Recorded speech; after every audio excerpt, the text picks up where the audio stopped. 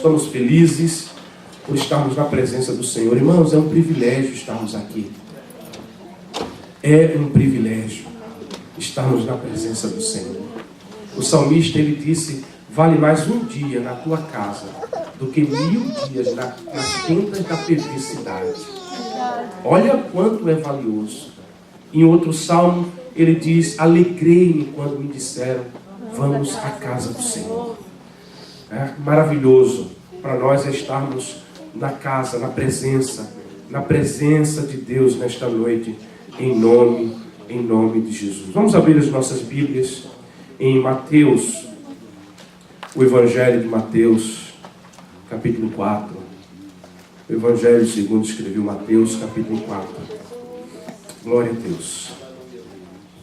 Glória ao nome de Jesus. Glória ao nome de Jesus, Deus. Mateus, capítulo 4. Glória ao nome de Jesus. A partir do verso 18. Vamos ler. Você pode ficar em pé, tendo em vista que as próximas 3 horas você vai ficar sentado. Então fique em pé um minutinho para a gente ler essa palavra de Deus. Amém, irmãos? Amém, irmãos? Amém. Amém. Amém significa assim seja. Vamos lá. Caminhando junto ao mar da Galileia, viu 2 irmãos, Simão, chamado Pedro, e André, que lançavam as redes ao mar, porque eram pescadores. E disse-lhes: vinde após mim, e eu vos farei pescadores de homens.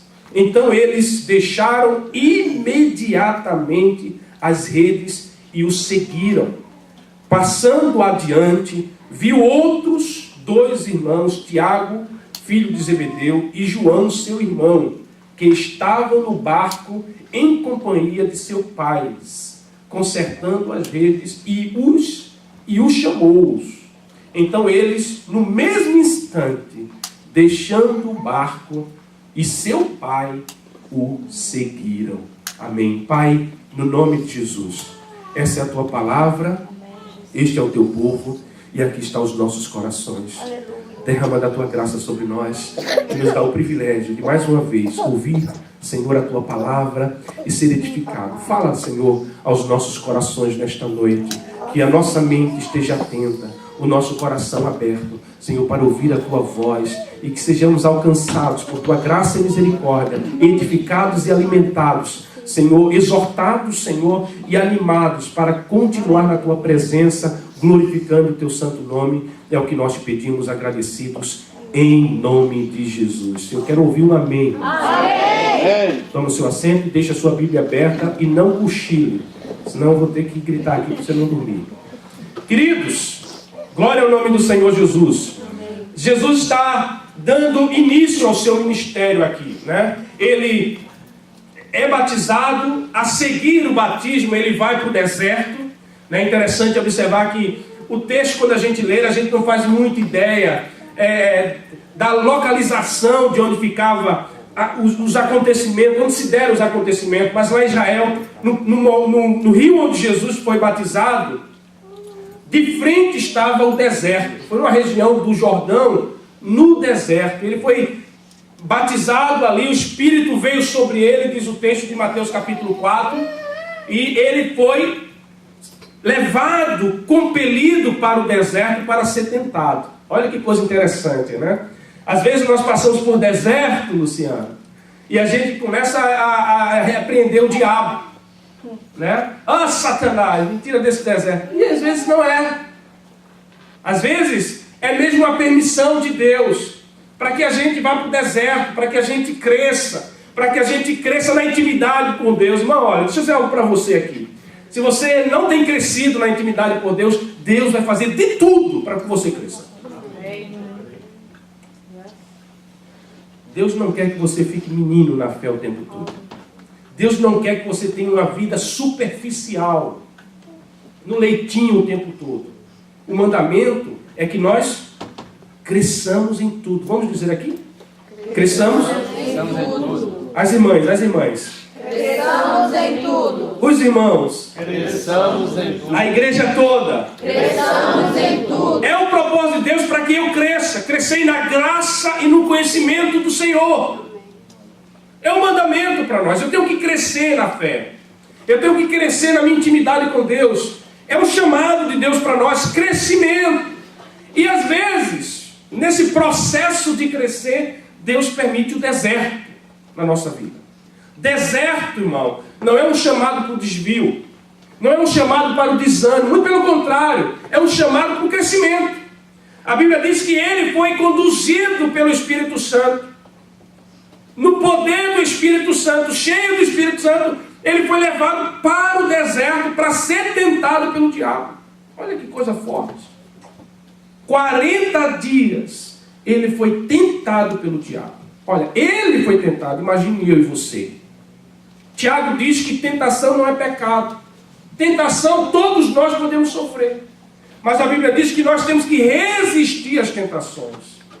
Tentação virão, meu irmão. Ah, pastor, estou sendo tentado. Dê glória a Deus, busca a presença do Senhor. Resista às tentações.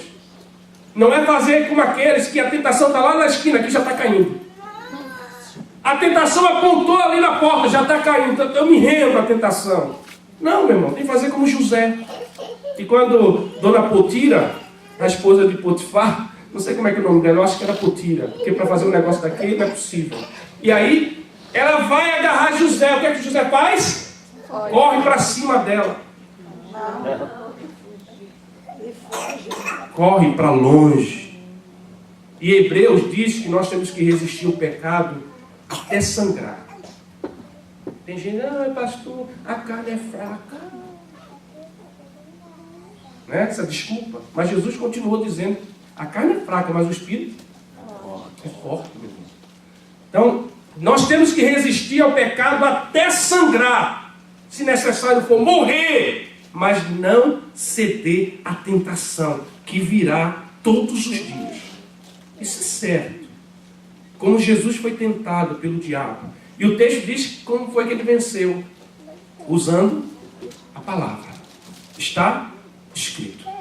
Toda a tentação que ele vê, que ele sofreu, das quais ele foi alvo, ele usou a palavra. Conhecia a palavra, então ele citou, está escrito.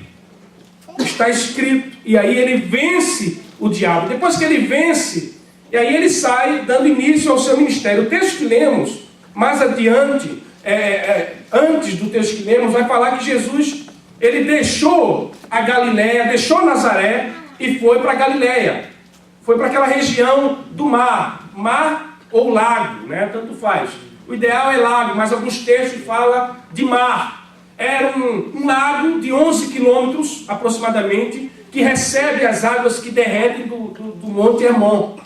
E enche aquele lago, é um lago lindo, né? E Jesus foi para essa região, saiu de Nazaré e foi para o mar da Galileia. Boa parte do ministério de Jesus foi em volta daquela praia. Foi em volta daquele lago, daquele mar da Galileia. Em Cafarnaum, mais ou menos no norte, no lado norte do mar da Galileia, onde tinha uma sinagoga, onde tinha a casa de Pedro, e é onde Jesus desenvolveu seu ministério ali. Ali ele andou sobre o mar, ali ele acalmou as tempestades, ali ele multiplicou pães e peixes, naquela redondeza, e no monte, de frente para o mar, ele deu o sermão chamado Sermão do Monte, no capítulo 5 de Mateus. Foi nessa região que Jesus principiou de uma maneira mais eficaz, depois do seu batismo, o ministério. E é interessante observar que ele já era conhecido. Há indícios de que os discípulos já ouviram falar de Jesus. Já ouviram falar da sua fama, porque era impossível naquele contexto, ninguém que vivesse ali não tivesse conhecimento do que Jesus fez e quem ele era. E é interessante que ele vai de encontro àqueles discípulos e chama inicialmente 4 discípulos, que é o texto que nós lemos. Ele caminhando à beira-mar, junto ao mar, ou seja, na praia, ele estava caminhando na praia, e viu 2 irmãos, Pedro e André, que lançavam as redes ao mar, porque eram pescadores. Interessante que os discípulos que Jesus decide escolher para estar com ele e para dar continuidade depois da sua morte, ressurreição e ascensão, são homens simples. Coisa interessante isso. Todos os discípulos são de origem simples. Não, nenhum deles tinha capacidade extraordinária intelectual. Nenhum deles tinha habilidades honrosas, ou seja, tinha uma atividade muito simples. Um coletor de impostos, que era mal visto pela sociedade. Homem simples, rústico, não iletrado do ponto de vista de analfabetos, mas homens com pouca letra, com pouco conhecimento. Jesus chama essa gente para estar com ele e fazer a missão que ele ia propor para elas. A gente aprende algumas coisas aqui. O meu texto não consegue abrir aqui, essa tecnologia aqui é fogo. Não consigo ver o texto que eu queria ministrar aqui, mas eu creio que já está no meu coração, aquilo que nós queremos ministrar nessa noite. Gente, vamos aprender algumas coisas aqui olhando para esse texto. Primeiro, Jesus não chama a gente desocupada. Olha que coisa interessante. Havia uma missão, ele estava consciente da sua missão, e é interessante nós lermos esses evangelhos e entender que nem tudo que está no evangelho está na ordem cronológica. Preste atenção aqui, que isso é importante. Nem tudo que está no evangelho, por exemplo, o evangelho de Marcos. O que Marcos narra não tem uma ordem cronológica coerente. Nenhum dos evangelhos você vai encontrar uma narrativa coerente. Não, às vezes eles citam coisas que já aconteceram no início e coisas que vão acontecer depois. Então, quando você lê o evangelho, entenda que em algumas passagens você vai entender isso. Então, se o texto diz que eles não se viram, não significa necessariamente que eles não tinham se visto antes. Pode ser que eles tenham se visto antes. Isso não importa. O que importa aqui é entender que Jesus tinha uma missão. Ele havia recebido do Pai uma missão. Ele havia determinado no seu coração viver intensamente a missão que ele havia recebido do Pai. E ele compreendera que ele não poderia fazer a missão sozinho.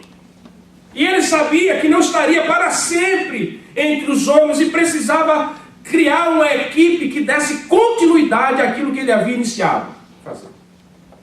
E é nesse propósito que ele começa a chamar discípulos, chamar pessoas. Outra coisa que a gente precisa entender aqui, que naquele contexto que Jesus chama discípulos, não era comum fazer isso. Eram os discípulos que procuravam os mestres para aprender. Lembra lá em João capítulo 15, que Jesus diz: não foste vós que escolhestes a mim, mas eu vos escolhi e vos nomeei, para que vades e dê fruto, e o vosso fruto permaneça para sempre. Você não conhece esse texto? Abra lá em João capítulo 15. Abra lá, querido. Vamos lá. Se me ajudar, a gente termina cedo. A gente já decorou Atos capítulo 1, verso 8, né? Vamos ver se a gente decora esse aqui também. Capítulo 15. Pode ser até que você já conheça ele. Aleluia, Deus. Verso 16. Não fostes vós que me escolhestes a mim. Por que Jesus disse isso? Porque no contexto de Jesus, os mestres eram procurados. Como Paulo procurou a Gamaliel para estudar aos pés de Gamaliel, que era um rabino bem conceituado da época. Não eram os rabinos, os mestres que saíam procurando os seus discípulos. Não, eram os discípulos que procuravam aquele mestre. Eu quero aprender com aquele mestre. Eu quero receber o conhecimento daquele mestre. Jesus vai, vem e quebra paradigmas. Ele escolhe os seus discípulos. Não foste vós que escolhestes a mim, pelo contrário, eu vos escolhi a vós outros e vos designei para que vades e deis fruto, e o vosso fruto permaneça, a fim de que tudo quanto pedides ao Pai em meu nome, Ele vos conceda. Então é nesse contexto aqui, num contexto em que o mestre era procurado, Jesus vai e procura os seus discípulos, e aborda os seus discípulos lá no ambiente onde eles estão. Gente simples, gente atarefada, gente que fazia um trabalho duro. Pescar é uma atividade dura. Até para quem vai pescar como hobby. É um negócio chato. Você ficar ali ali o dia inteiro tomando sol e não pega nada, né? Os maus pescadores como eu. Enfim, e lança e volta e come a isca. Olha a paciência. Jesus chama essa gente. Gente que está atarefada, não é gente que está vagabundando, não. Não é gente que está por aí chutando lata. Não é gente que está por aí sem nada para fazer. Então você vira Jesus. Não, coisa interessante. Ele chama aqueles que estavam ocupados. Tinham tarefas. Jesus chama pessoas simples. Por que Jesus chamou pessoas simples? Eu creio que ele chamou pessoas simples porque as pessoas mais simples são mais fáceis de ensinar. Por que Jesus não chamou, por exemplo, um fariseu, um saduceu, gente que conhecia a lei? Porque essa gente facilmente não seria dobrável. Essa gente facilmente não teria um coração ensinável. E Jesus precisava de gente com um coração disposto a aprender, com um coração ensinável, porque ele tinha pouco tempo. Eram apenas 3 anos, cerca de 3 anos. Então ele não precisava de alguém que já tivesse lotado de conhecimento, porque muitas vezes o conhecimento religioso nos torna soberbo, frio, fechado para o novo de Deus. Não foi assim? Eles não receberam Jesus por quê? Porque estavam fechados, eles sabiam da profecia. Lembra lá de Herodes, quando os magos apareceram a Herodes e queremos ver o rei. E aí o que é que Herodes faz? Herodes chama os sacerdotes, os caras que conheciam a lei. E pergunta a eles, é isso mesmo? É em Belém que o novo rei vai nascer? E os caras sabiam da profecia. Está escrito. E dizem a profecia. Mas eles estavam apáticos à realidade da vinda do Messias. Não estavam abertos para aprender. Olha, toma cuidado. Que às vezes, a prática religiosa, muitas vezes, engessa a gente. E quando nós somos novos convertidos, né, fogo, e quer limpar a igreja, e quer sair para o evangelismo, e quer trazer todo mundo para a fé, aí a gente diz assim, ele é novo convertido. Está com esse fogo porque é novo convertido. Aí depois, quando a gente se torna velhos convertidos, a gente fica apático. Já aprende a orar, já aprende a cantar. Aí vem para o culto, muitas vezes, o culto, né, entra oco, entra vazio, sai oco. Né? Você não percebe, é como aqueles discípulos no caminho de Emaús. O Senhor vai com eles, conversa, explica. Eles estavam chorando, Jesus começa a explicar o que é que tinha acontecido, por que tinha acontecido, segundo as Escrituras. Jesus entra na casa com eles. Jesus come com eles. Jesus vai embora. Só depois que Jesus se ausenta é que eles caem a ficha deles. Que lastimável. Muitas vezes acontece isso conosco. A prática, a ritualidade da fé. A prática, fazendo sempre, e a gente vai fazendo já mecanicamente. Dobra o joelho mecanicamente. A oração mecanicamente. Ler a Bíblia mecanicamente. Adora mecanicamente. Nem percebe muitas vezes o que está sendo cantado. Nem percebe o que está sendo cantado. Isso acontecia com os religiosos. Eles estavam apáticos, já não estavam atentos para aquilo que Deus estava fazendo ali. Aí Jesus escolhe pessoas simples, pessoas ensináveis. Jesus que tem muita coisa para ensinar para você, meu irmão. Tem muita coisa que Jesus quer ensinar a você. Agora é necessário que você tenha um coração desprovido do seu autoconhecimento, né? Um coração disponível, aberto, para dizer, Senhor, fala, me ensina, Deus. Abre o meu entendimento, eu quero ouvir a tua voz. Eu não quero viver a relação contigo mecanicamente, Senhor. Então Jesus escolheu gente assim, gente que simples, gente com um coração ensinável. Então, repito, é algo que eu e você precisamos ter, coração ensinável. Nunca pense que já sabe tudo de Deus, meu irmão. Não se torne uma pessoa expert na fé. Para com isso. Caminha o caminho da simplicidade do Evangelho. Busca o Senhor, porque Deus tem cada vez mais para você. Deus tem cada vez mais para mim e para você. Ele é infinito. Gente, nessa conferência que nós fomos, meu Deus do céu, Que homens simples, pregando ali, né, de quinta a sábado. Nós ali, 480 pessoas ali, ouvindo aqueles servos de Deus, numa simplicidade tão grande. Homens de igrejas, meu Deus do céu. Homens escritores com mais de 100 livros escritos, conhecimento para dar e vender, nem abriam a Bíblia. Citavam textos gigantescos sem abrir a Bíblia. Jesus do céu, numa simplicidade tão grande. E liam um texto e explanavam o texto. E eu disse, Jesus, o que é que esse homem viu nesse texto aí?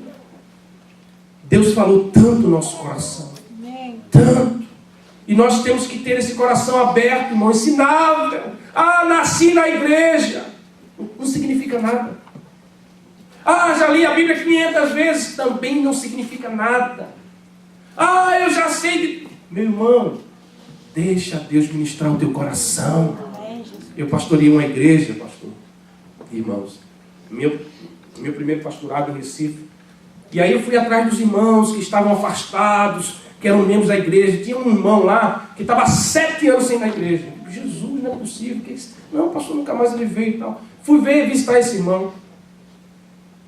Ele, a esposa. Fui lá, ô meu querido, eu sou o novo pastor. Ah, pastor, tá. Como é que o irmão está? Irmão é membro da igreja? Sim, sou, nunca mais foi. Não fui mais e tal. Meu irmão, venha, volte. Vamos servir o Senhor juntos e tal. Ele voltou um domingo, depois não foi mais. Eu voltei a visitar esse irmão, querido, tudo bem? Irmão, pastor, quero dizer uma coisa para o senhor. Tudo que o senhor fala ali na frente eu já sei. E daí? Eu já sei, eu sou prego, já sei, eu fui professor da escola dominical tantos anos. Olha só onde ele caiu, meu irmão.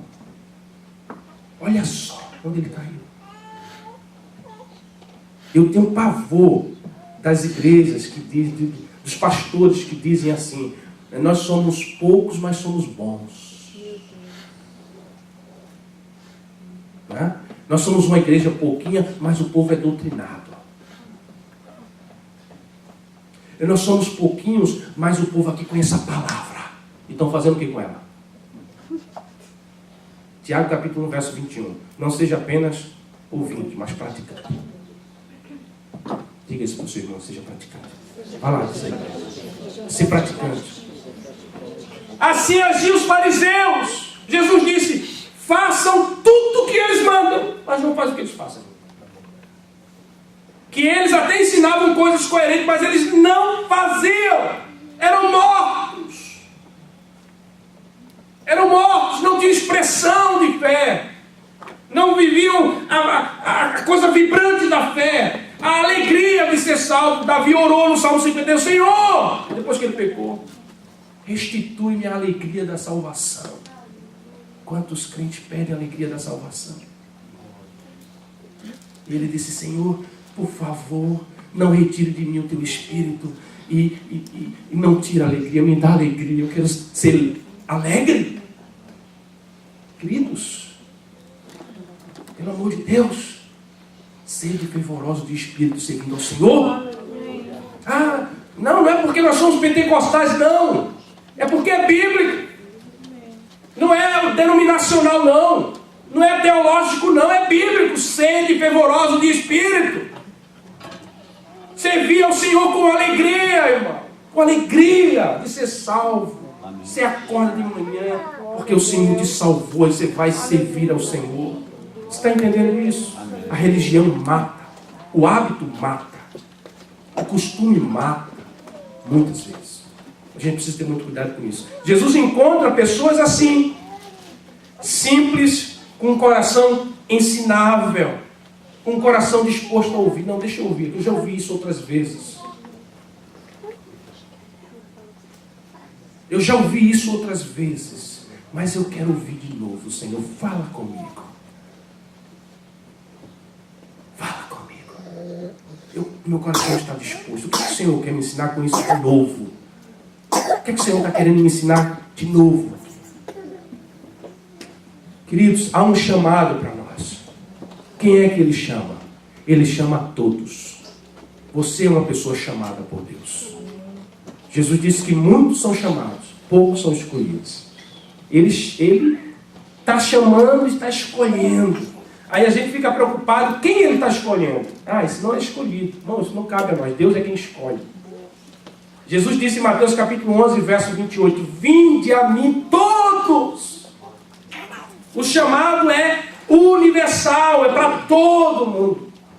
Não significa que a salvação é universal.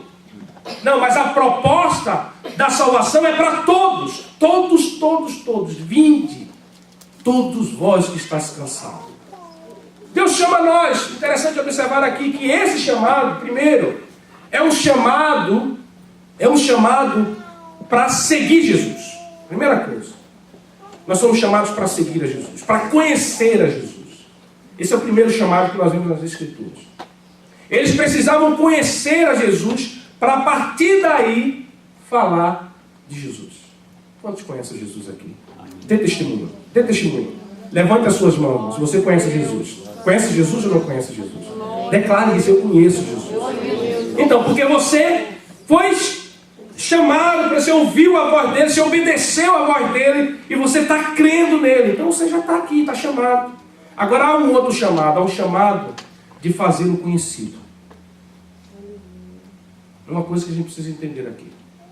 Ele me chama para a salvação. Eu o conheço. Eu o vejo. E agora ele me manda falar dele para outros. Conhecê-lo e fazê-lo conhecido. Esse é o lema da igreja. É por isso que nós estamos aqui. Você já pensou nisso? Por que você está aqui, hein, Breno? Por que você está aqui? Sabe? Por que nós estamos aqui? Nós estamos aqui porque a gente precisa trabalhar, ganhar dinheiro, a gente precisa viver, a gente precisa casar. Rapaz, falar em casar é o jovem só pensa em casar, né? Você já pensou nisso? Como a gente casa, né? A gente está muito preocupado em casar. Que é bom, né? Bíblico casar, né? Mas também é bíblico ficar solteiro e servir o Senhor solteiro também. É ou não é, irmão? Claro que é. Mas é bom casar. É melhor casar do que ficar abrasado. Não é abraçado, né? Abrasado, né? Mas por que nós estamos aqui? Qual é a razão que Deus permite que nós estejamos aqui 40 anos, no meu caso, 50, 60, 70? Para quê, irmãos? Por que nós viemos ao mundo? Para nascer, crescer, tirar uma formação, trabalhar, constituir família, depois adoecer e morrer. Que maravilha! É só isso? Não. Há um propósito mais sublime para nós. É para mostrar a glória dele em nossas vidas. Conhecê-lo e fazê-lo conhecido. Essa é a razão pela qual nós estamos aqui, queridos. A nossa vida tem duas dimensões, a terrena e a celestial. Temos que viver nessas duas perspectivas, do agora e do eterno. E não vivermos só na expectativa do agora, do passageiro, da coisa rápida. E tem gente agarrado, né, com as coisas, isso aqui é meu. Isso aqui é meu. Você já viu gente assim? Meu carro, minha casa, meu. Minhas coisas, meu dinheiro, meu. Meu irmão, isso vai ficar. Eu tenho que entender que isso aqui é meu, como nós vimos no início do culto. Deus me abençoa para eu abençoar outros. Deus me visita para que, através da minha vida, outros sejam visitados também, queridos. Essa é a razão pela qual nós existimos. Então eu não posso perder a dimensão terrena, nem muito menos a celestial. Porque nós não vamos ficar aqui para semente. Eu tenho que entender isso. E quando nós lemos esse texto, é isso que está declarado aí. Olha a urgência da coisa. Olha o texto, por favor. Está com a Bíblia aberta? E disse-lhes, verso 19, vinde após mim, e eu vos farei pescador de homens. Então, eles deixaram e imediatamente lhe foram. Primeiro, nós entendemos aqui a autoridade de Jesus. Quando Jesus fala, tem que ser obedecido. Ele é autoridade. Quantos creem em Jesus como Senhor da sua vida? Você crê? Então, Senhor manda. E servo obedece. E é isso que está declarado aqui. Jesus segue-me. Jesus não sentou, não mostrou um plano, um projeto, Não! Olhou para eles e disse: segue-me. E eles imediatamente. Aprendemos duas coisas aqui. Primeiro, que ele tem autoridade. E se ele fala, meu irmão, obedece. Obedece. É melhor obedecer do que sacrificar. Obedece a Deus. Obedece a Deus. Outra coisa, a urgência no chamado de Jesus. É urgente. É urgente, é agora. Não é para depois. Há uma outra passagem no Evangelho que Jesus, quando fez o convite para alguém seguir, ele disse: Senhor, deixa primeiro eu sepultar o meu pai. Jesus disse para ele: deixa os mortos sepultar os seus mortos. Sabe quem que estava pedindo ali? Senhor, meu pai ainda é jovem, eu vou cuidar do meu pai, quando ele morrer, aí eu vou te seguir. Jesus disse: não, deixa os mortos sepultar os seus mortos. Tu vai e prega o reino de Deus. Urgência. Pregar o Evangelho é urgência. Queridos, há cerca de 7 bilhões de habitantes no planeta. 7 bilhões. Mais de 2 bilhões não ouviram falar de Jesus. E estão na sua casa. Fazem parte da sua família, alguns deles. São amigos de trabalho. Que precisam ouvir. É urgente. O chamado para servir a Jesus é urgente. Eles deixaram na hora, eles estavam ocupados. Eles estavam lançando as redes ao mar. Era prioridade para eles. Mas eles ouviram a urgência e seguiram. E foram cuidar das coisas que pertenciam a Deus. Foram tratar de fazer a vontade de Deus. Queridos, quer prosperar? Quer ser abençoado? Coloca as coisas de Deus em primeiro lugar na tua vida. Prioriza Deus. Põe as coisas de Deus em primeiro lugar. Tem gente que corre como um louco. O que adianta ganhar o mundo inteiro e perder a alma? Quando a gente lê perder a alma aqui, esse texto no Evangelho, a gente lê para gente que não é crente, mas isso é para crente. Tem muita gente que está na igreja, mas perdeu a alma. Perdeu a alma com os negócios desta vida. Perdeu a alma com as transações desta vida. Perdeu a alma correndo atrás das coisas da terra, só da terra. Claro que eu tenho que trabalhar. É óbvio que eu tenho que cuidar da minha família. É óbvio que eu preciso construir coisas. Isso é óbvio. Mas isso não toma a prioridade de Deus na minha vida. Não deve tomar a prioridade de Deus na minha vida. Entenda isso, querido. Isso é a chave para você prosperar. Buscar em primeiro lugar o meu reino. E todas as... É assim que diz lá? Buscar em primeiro lugar o reino de Deus e a sua justiça. E todas, diga todas. Todas. Diga algo, todas. Todas. As demais coisas não serão acrescentadas. Queridos, entende isso, pelo amor de Deus. Aí você vai cansar menos. Você vai entender o propósito. Há uma urgência de Deus para nós, como igreja aqui. É nós fazermos a vontade de Deus. É eu ir para o trabalho e aproveitar as oportunidades e falar de Jesus. É eu atender um cliente e olhar nos olhos dele e falar do amor de Jesus. Você está entendendo? Estou trabalhando, mas eu estou semeando ali. É a minha prioridade ali. É falar do amor de Deus. Estou cuidando bem do meu serviço. Não vai ser preguiçoso, não. O pastor disse que tem que cuidar primeiro das coisas de Deus. Então, minhas coisas... Não é isso. Não é isso. Seja responsável nos seus compromissos. Mas entenda que obedecer a Deus é mais urgente do que qualquer outra coisa. Fazer a vontade do Senhor. E aí ele chama outros que estavam ali consertando as redes, possivelmente para sair e pescar imediatamente. Eles ouvem Jesus e eles seguem a Jesus e deixam as redes, pessoas que possivelmente estavam ali no barco com eles e até o Pai. Jesus disse que aquele que não for capaz de deixar pai e mãe, de amar menos pai e mãe, de aborrecer pai, mãe e irmão, por mim, não pode ser meu discípulo. Significa que você vai deserdar os teus pais. Não é nada disso. Mas é amá-lo menos do que você ama o Senhor.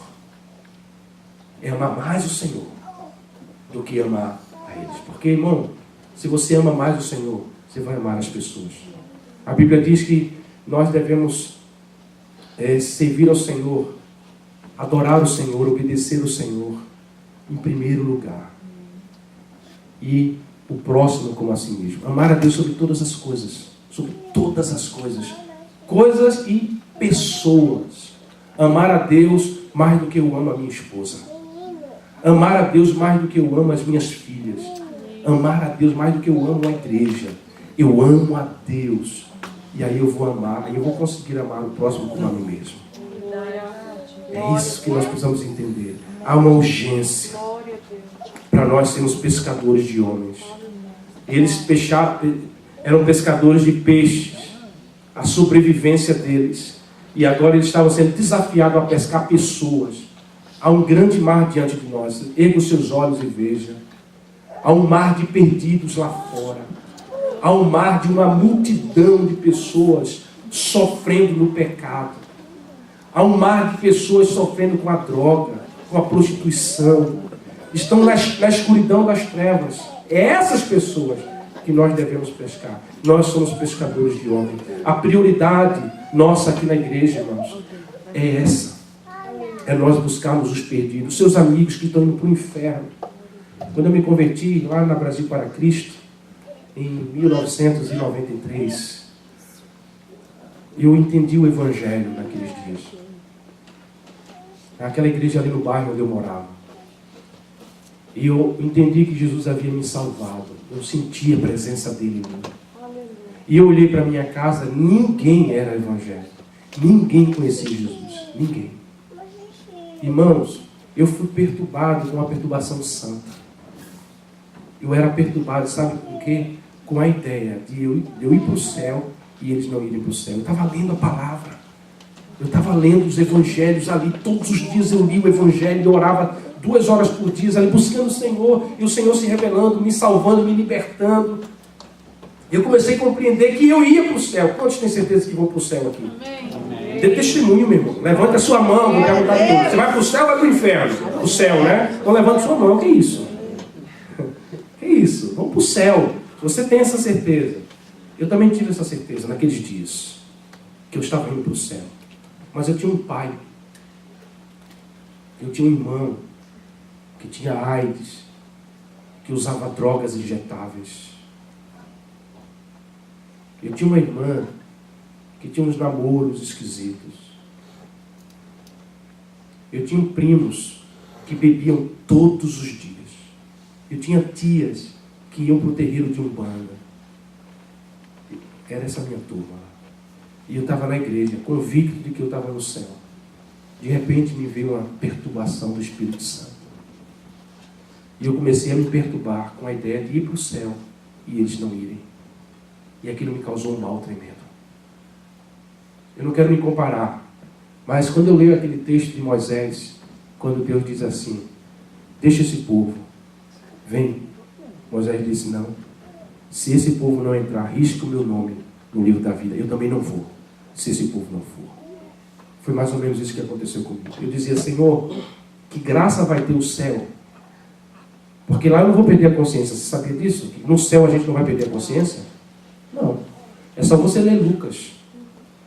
A história do rico e Lázaro. Eles não perderam a consciência. Aquele que estava lá no Hades, no sofrimento, dizia assim, pai Abraão, manda alguém ir lá avisar para os meus parentes, para eles se entregarem para Jesus, para eles serem salvos, para eles não virem aqui. Olha, ele não perdeu a consciência. Na eternidade, nós não vamos perder a consciência, querido. Eu creio nisso. Baseado nesse texto de Lucas. Lá você não vai esquecer. Claro, é uma outra dimensão. A gente nem faz ideia como será lá. Mas por esse texto eu percebo que não perderemos, muito menos quem vai para o inferno. Não vai perder a consciência da terra. E aquilo me perturbava. Jesus, eu vou para o céu. Eu tenho certeza. E o meu pai? Vai para o inferno?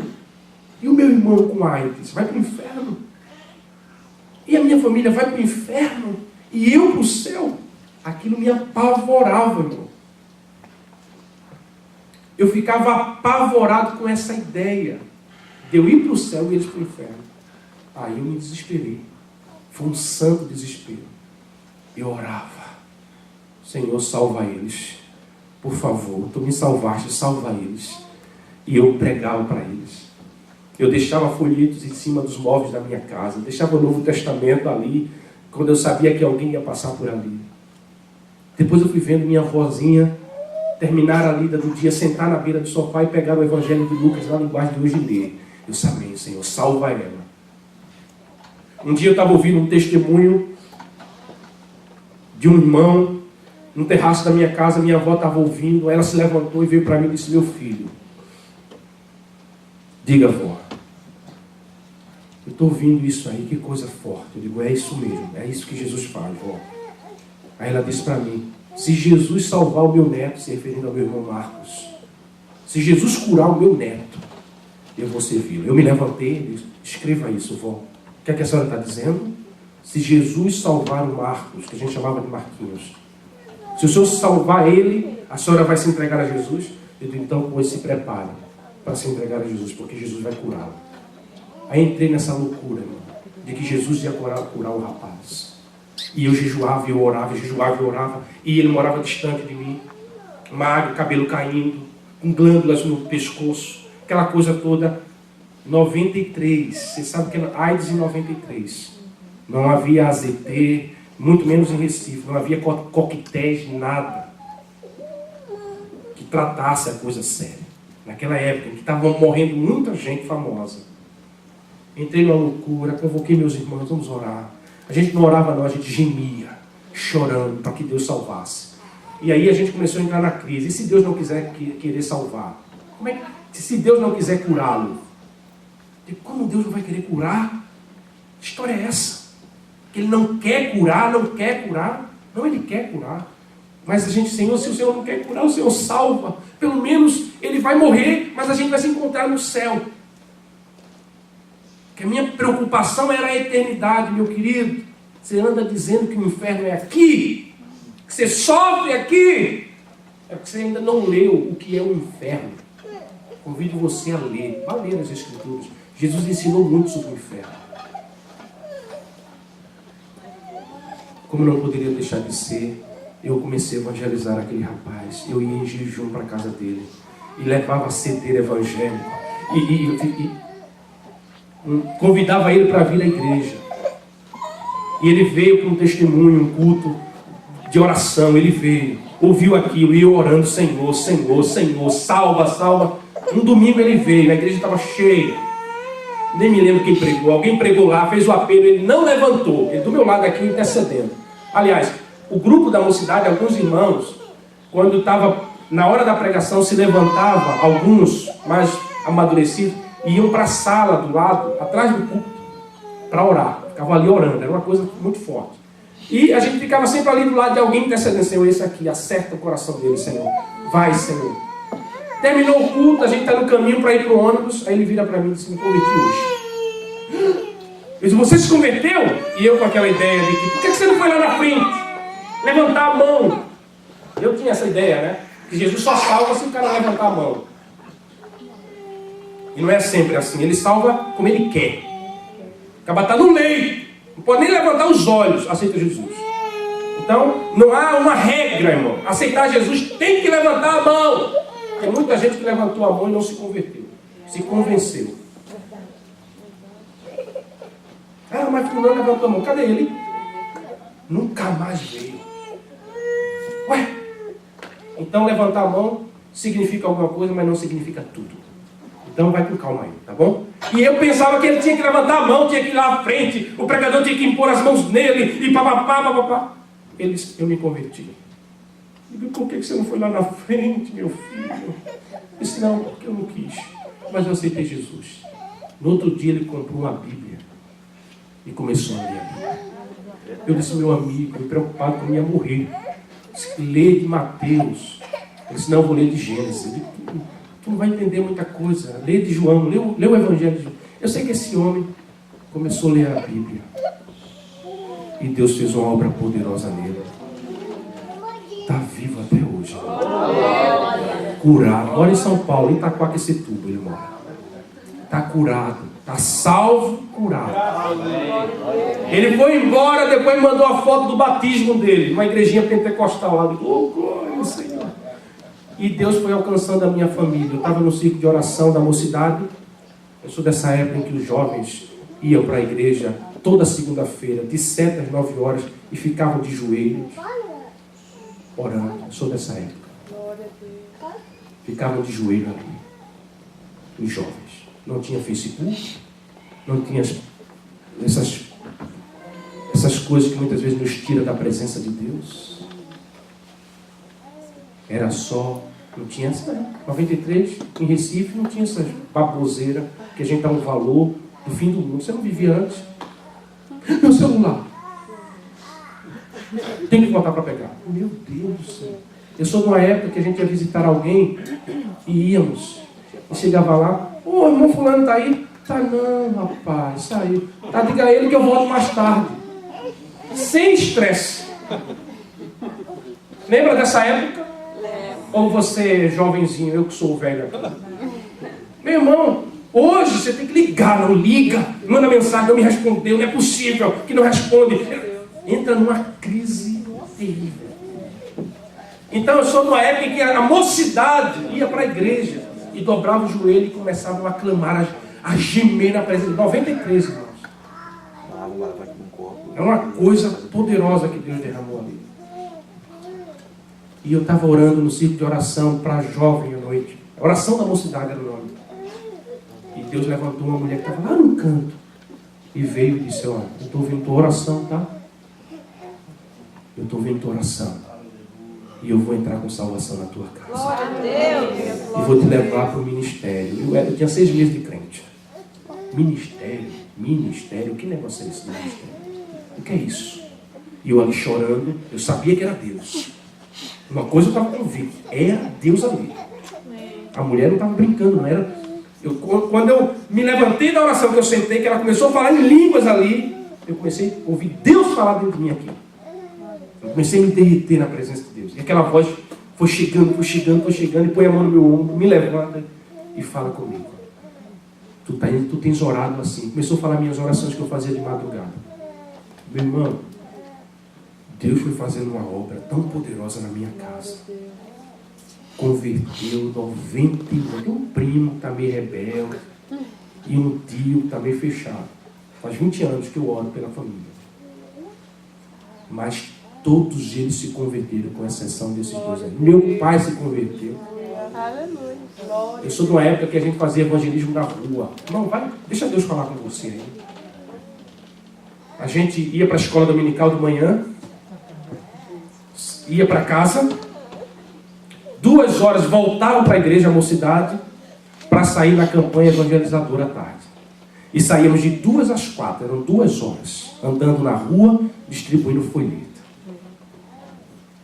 E depois íamos para casa, às vezes nós voltávamos para a igreja para varrer a igreja, que a zeladora, coitadinha, não dava conta.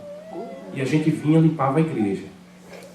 E o culto começava às 7h30, mas a gente chegava às 7 para orar 30 minutos antes do culto, como a gente faz aqui.